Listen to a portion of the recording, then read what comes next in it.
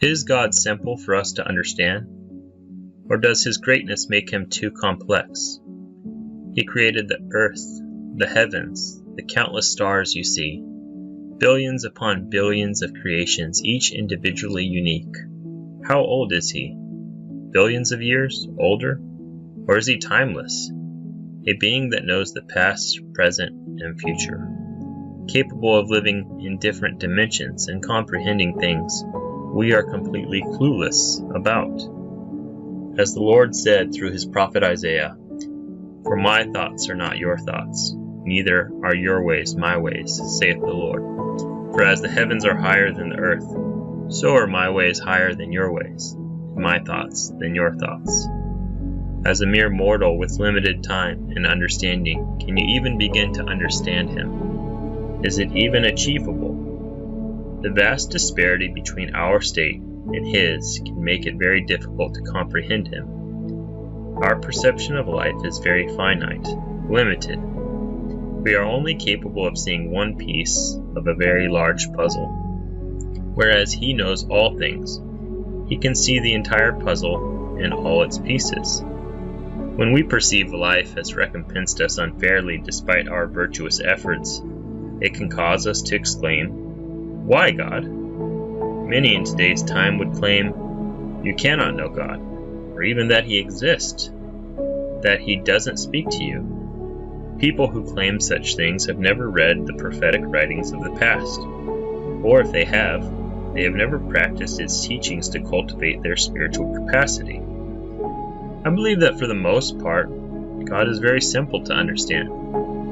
He understands the vast difference between our minuscule comprehension and his omniscience. To help with this disparity, he established covenants, even from the beginning with Adam until today. Someone who would say he doesn't make covenants with men and women would be completely ignorant of the biblical record. The Bible and other scriptural writings are full of two-way promises God has made with his people. The Old and New Testaments are often referred to as the Old and New Covenants because of the many promises made therein. If there was one thing we could say about him, it is that we could say he is a covenant-making God. It is so simple, a contract that you do A and he will do B. After being driven out of the Garden of Eden, Adam and Eve greatly missed the garden and being in the presence of God. Adam and Eve promised obedience to God. In exchange, he had promised a Savior would be sent to redeem Adam and bring him back into his presence. Enoch promised obedience to God, to preach the gospel and to build up Zion. In exchange, Zion was protected from her enemies. Noah kept his covenants with the Lord. In exchange, he was protected and delivered from the flood. Abraham sought the blessings of his forefathers. The Lord tested his obedience and faith to the point of offering up his son Isaac. The offering had symbolic meaning to what God would do by offering his only begotten son as a sacrifice. In exchange for Abraham's faithfulness, he was promised the priesthood power of God would go through his posterity. He would multiply his posterity as the sands of the sea. They would inherit all the land of Canaan, and a future Zion would be established among his posterity. All the righteous who wanted to covenant with the God of the eternities would be adopted into Abraham's covenant family. Because of these covenants, Isaac and Jacob were preserved from their enemies. Joseph was able to interpret Pharaoh's dream to become the king of Egypt. Because of these covenants, God would not allow Israel's posterity to be slaves in Egypt. He raised up Moses to deliver them. Because of these covenants, through Moses, the Egyptians suffered greatly. The river turned to blood. Plagues of frogs, lice, flies, boils came upon their skin. Hail and fire from above, locusts, darkness, and even the loss of their firstborn. Because of these covenants, the Red Sea was parted. Manna came from heaven, water from the rock in the desert.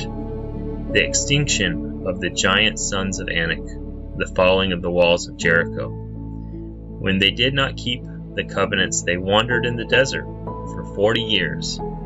They were smitten, and later the Assyrians, Babylonians, and Romans would scatter them and drive them out of the covenant promised land. When establishing his covenant, the Lord changed Jacob's name to Israel. One of the Hebraic meanings of the word Israel means, "let God prevail." Thus, even the name they were called by was to remind them of the benefits of their covenants. Keep your covenants, and you'll allow God to prevail for you. In your life, in your circumstances, where are you right now? Are you allowing God to prevail? When the Israelites were coming into the land of Canaan, there was a people called the Gibeonites. Having heard the miracles among the Israelites of the destruction of Jericho, the sons of Anak, and other inhabitants, they were terrified of the Israelites. But they didn't want to leave the land, so they came up with a plan. They put on torn old clothes and carried food and wine that were going bad, and went out to meet the Israelites. They told the Israelites they did not want to fight. They said they came from a very far country, and that they brought them gifts of food and wine, but it had spoiled over the long journey. They asked the Israelites to make a covenant of peace with them before God. Joshua and the Israelites agreed.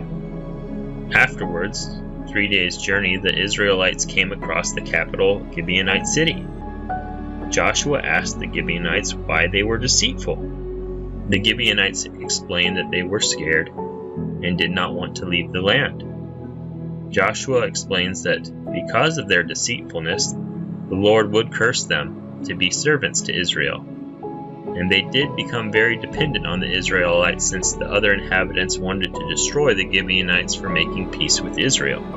However, they would get to stay in the land, because the Israelites had made a covenant before God to not harm them.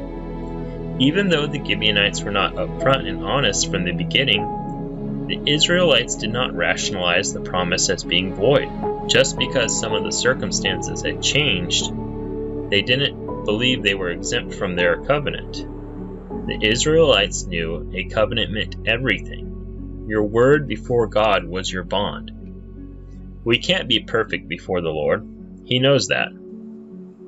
But we can make our word our bond, our blood. Listen to Shadrach, Meshach, and Abednego's response to King Nebuchadnezzar when he demanded that they worship the statue that he had erected, or be killed. Their response was thus: "O Nebuchadnezzar, we are not careful to answer thee in this matter. If it be so, our God whom we serve is able to deliver us from the burning fiery furnace, and he will deliver us out of thy hand, O king. But if not, be it known unto thee, O king, that we will not serve thy gods, nor worship thy golden image which thou hast set up." Their covenants with God not to worship other gods meant everything. By keeping these covenants, fire did not harm them. Daniel was preserved in the lion's den. Elijah was able to heal Naaman. The apostles were able to work many miracles. And because of the very first covenant with Adam, Christ would come to suffer in Gethsemane for all the pains of mankind, and to be judged by man and sacrificed on a cross, in order to redeem Adam and all his righteous covenant-keeping posterity. The Son of God, whose words are perfect, said, "But let your communication be yea, yea, nay, nay, for whatsoever is more than these cometh of evil." Who is our God? He is a covenant-making God. Again, I ask, in your life, in your circumstances where you are right now, are you allowing God to prevail? What blessings might you have if you were willing to make a covenant with the Lord? If you treated your word as your bond, as your blood? Can we know God? Can we know He is real? Did Abraham know God was real? Did Isaac, Jacob, Joseph, Moses, Joshua, Hannah, Elijah, Isaiah, Jeremiah, Daniel, Shadrach, Meshach, Abednego, Ezra, Mary and Joseph, Peter, James, and John? For covenant-keeping people, the answer is an undeniable yes. Think of a personal covenant you want to make with the Lord. What blessing do you seek? What burden is too heavy to bear? Ask for His help with A, and covenant that you are willing to change your life to B. Then seriously pray about it consistently. Seek an answer to see how he feels about your proposal. And if you have some spiritual comprehension that he agrees, then make it your eternal bond. Let no circumstance get in the way of keeping your word with the Lord.